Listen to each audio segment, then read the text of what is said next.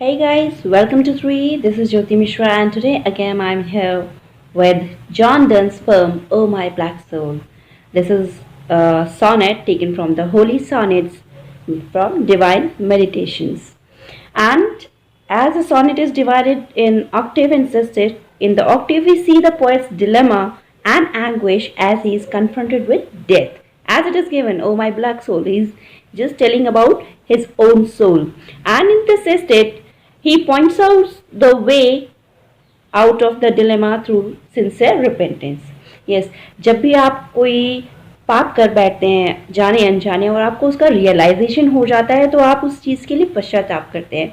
तो वही चीज़ पोम में क्या है, जो पोएट है वो समझाने की कोशिश कर रहा है कि एक इंसान, यहाँ पर हम पोएट की सोल की, अपनी खुद की सोल की बात कर रहा है पोएट, कि वो कैसे काली हो चुकी है, ब्लैक हो चुकी है. That's why the title is given oh my black soul. तो जो ये सोल है वो इतनी डार्क ब्लैकिश हो गई है कि इतने ज़्यादा पाप उससे हो चुके हैं कि उसका कलर जो है वो ब्लैक हो गया है. फ्रेंड्स, आप लोगों ने देखा होगा कि सोल को हम वाइट दिखाते हैं, कोई भी आत्मा है उसको वाइट कलर का दिखाया जाता है. वो एक्चुअली प्योरिटी का जो सिंबल है वो रिजेंबल करता है कलर वाइट, इसलिए सोल को हम वाइट कलर से रिप्रेजेंट करते हैं. बट यहाँ पर जो सोल है, पोएट की जो सोल है, स्पीकर की जो सोल है, वो ब्लैक हो चुकी है बिकॉज ऑफ द सेंस.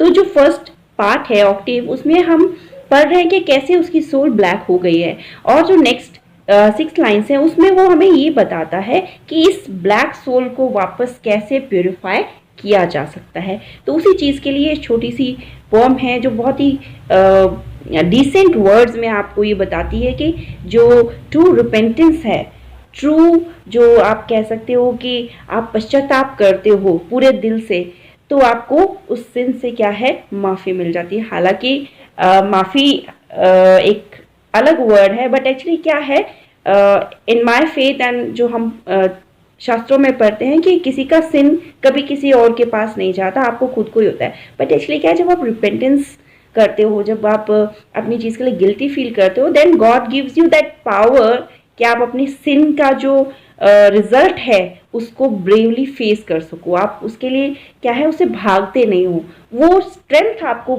मिल जाती है कि आप अपने उस पाप का पश्चाताप कर सको, उसके रिजल्ट को आप बेयर कर सको. एक्चुअली यही पर्पस होता है रिपेंटेंस का. तो फ्रेंड्स, चलो टाइम वेस्ट नहीं करते हैं, छोटी सी पोम है, इस सोनेट को फटाफट पढ़ते हैं. और सिंपल है वैसे, पर फिर भी लाइन टू लाइन मैं आपको एक्सप्लेन करती हूँ. So here we go. First line है, O my black soul, now art thou summoned by sickness, death's herald and champion. Thou art like a pilgrim which abode hath done, treason and durst not turn to whence he is fled. अब यहाँ पर क्या कह रहा है, वो अपनी soul से कह रहा है कि अब जो है, now the soul is not willing to go back.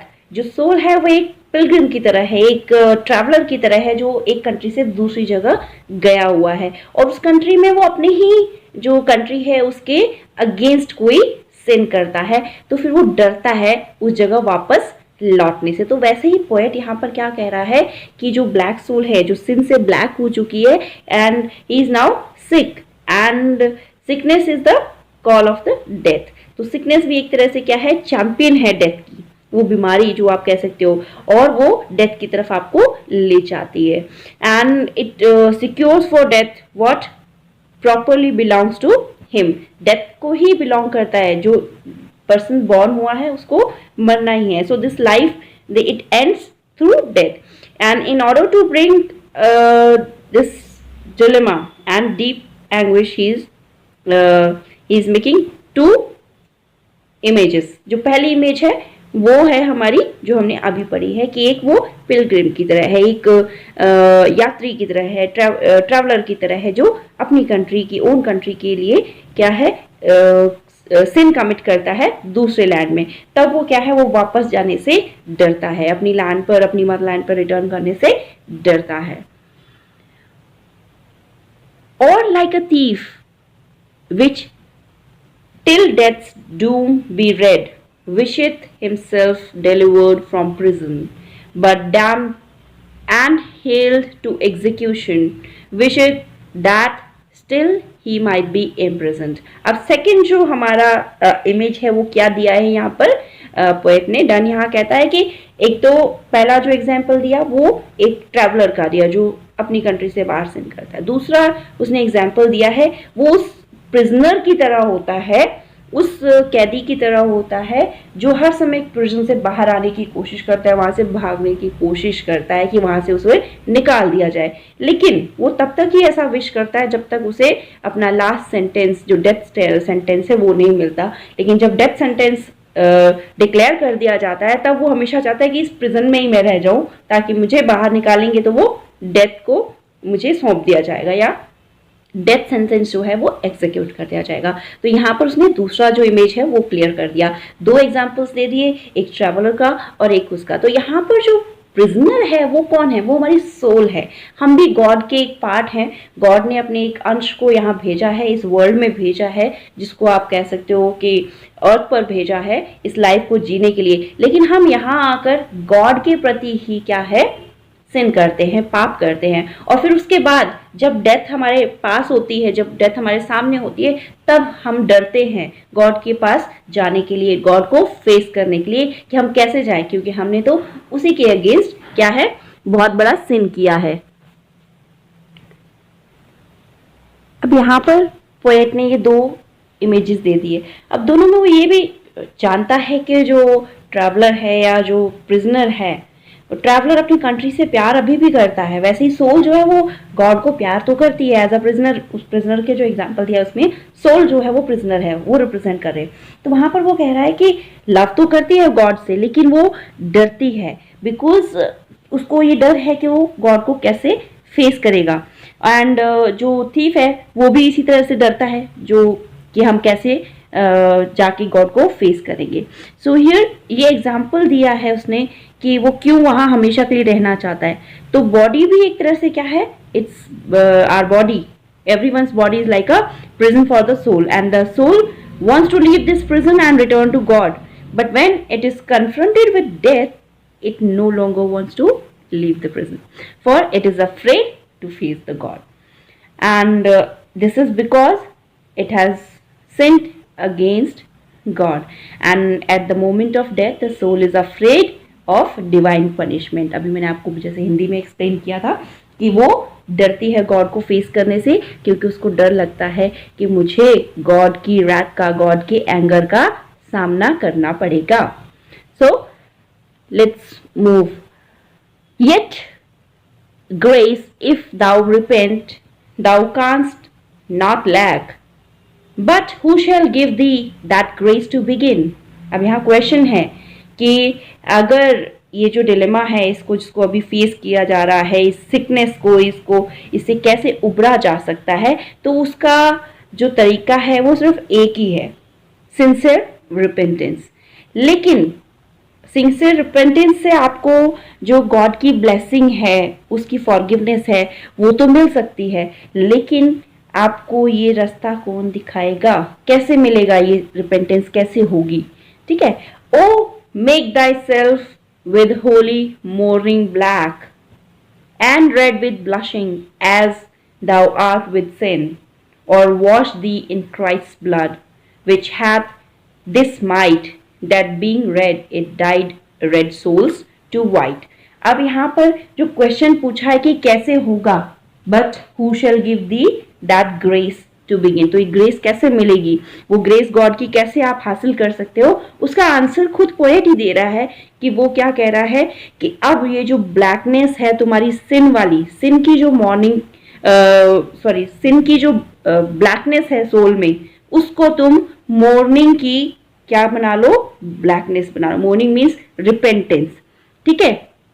तो तुम उस सिन की जगह किससे, अपना पश्चाताप करके, उसका रिपेंटेंस करके अपनी सिन को क्या है, ब्लैक में कन्वर्ट करो, और फिर वो ब्लैक सोल क्या होगी, वो रेड ब्लशिंग में कन्वर्ट हो जाएगी। और उसको आप कैसे वॉश करो, क्राइस्ट के ब्लड से। अब यहाँ पर क्राइस्ट का ब्लड लाने की बात नहीं करी जा रही, बल्कि क्या है, क्राइस्ट के उन सैक्रिफाइसेस को, रिजेंबल करता है ये वर्ड, कि मॉर्निंग की जो ब्लैकनेस जब आपकी उसमें आ जाएगी, आप डीपली उससे रिपेंट कर रहे हो, तो वो क्या हो जाएगा, उससे तुम्हारी जो सोल है वो धीरे धीरे रेड हो जाएगी। सिंबल कर रही है कि जो रेडनेस है वो सिन की नहीं बल्कि किसकी रिजेंबल हो जाएगी, सिंसियर शेम एंड रिपेंटेंस की वो हो जाएगी, सिंबल बन जाएगा। ये जो रेड कलर है वो रेड किसी के जो पाप है उसको रिप्रेजेंट ना करते हुए किसको करने लगेंगे, जब आप रिपेंट कर रहे हो कि आपकी सिंसियर शेम, कि आप शर्मिंदा हो उस पाप के लिए जो आपसे हो गया है। एंड देन जो क्राइस्ट का ब्लड है वो उस मिराकुलस पावर को शो करेगा। क्राइस्ट का ब्लड क्या रिप्रेजेंट करता है, सफरिंग करता है, सेल्फ सैक्रिफाइस जो है वो रिप्रेजेंट करता है। तो जब आप क्राइस्ट के ब्लड से अपनी आत्मा को धोते हो, अब यहाँ पर क्राइस्ट ब्लड मैं पहले ही समझा चुकी हूँ, ब्लड एग्जैक्टली बात नहीं हो रही है, क्या है, मेटाफोरिकल रिप्रेजेंटेशन है, जो सैक्रिफाइस है, सोल को प्योरीफाई करने का प्रोसेस है। और उसमें जो पावर है वो क्या है कि उस रेड को, उस बीइंग रेड को या रेड सोल को, it can dye to white, and white is the colour of purity. And वो कह रहा है कि जब आप किससे, क्राइस्ट के ब्लड में अपनी आत्मा को नहलाते हो, उससे उसे शावर करते हो, यानी रिपेंटेंस से और अपने पश्चाताप से करते हो, तो आपकी जो आत्मा है वो रेड की जगह वाइट हो जाएगी। It means it will be purified, properly purified by repentance and self sacrifice. So इस पोम में, ये शॉर्ट एंड स्वीट पोम थी, सिंपल थी बिल्कुल। आपको सिर्फ कुछ चीज़ें याद रखनी है। जो black colour, black soul word use हुआ है वो सिंफुल सोल के लिए यूज़ हुआ है। दूसरा जो ब्लैक कलर रिप्रेजेंट करता है वो होली मॉर्निंग के लिए है। इट मीन्स कि बंदा जो है वो रिपेंटेंस शो कर रहा है, इसलिए वहाँ पर ब्लैक कलर दिया है। देन जो नेक्स्ट कलर यूज़ हुआ है दैट इज़ रेड। तो इस रेड कलर का जो यहाँ पर दिया है, ब्लशिंग दिया है, तो वो सिन से तो रेड होता ही है, शेम से होता है, लेकिन यहाँ पर प्यूरिफाइड शेम है, जो रिपेंटेंस की शेम है उसको रिप्रेजेंट करता है। और जो क्राइस्ट ब्लड है वो भी किसको रिप्रेजेंट करता है, वो इन्हीं चीज़ों को रिप्रेजेंट करता है कि ये मेटाफोरिकल रिप्रेजेंटेशन है सेल्फ प्योरिफिकेशन का, सेल्फ सैक्रिफाइस का, जिसकी वजह से क्या है, इंसान की जो आत्मा है, सोल जो है वो क्या होती है, प्योर हो जाती है। सो प्योरिटी का जो सिंबल है that is conversion of red soul to white, क्योंकि वाइट कलर जो है वो प्योरिटी का सिंबल है। ये जो पोम है इसमें बहुत ही एक डीप मीनिंग दिया हुआ है। अगर इंसान समझ जाए तो जो लाइफ है वो सिन के बिना हो जाएगी, यानी सिनलेस हो जाएगी, प्योर हो जाएगी हमारी सोल्स, और हम लाइफ को एंजॉय कर सकते हैं और गॉड के चहेते भी बन सकते हैं। So I hope you all like this video. Don't forget to share with your friends. Till the next video, keep learning and enjoying literature.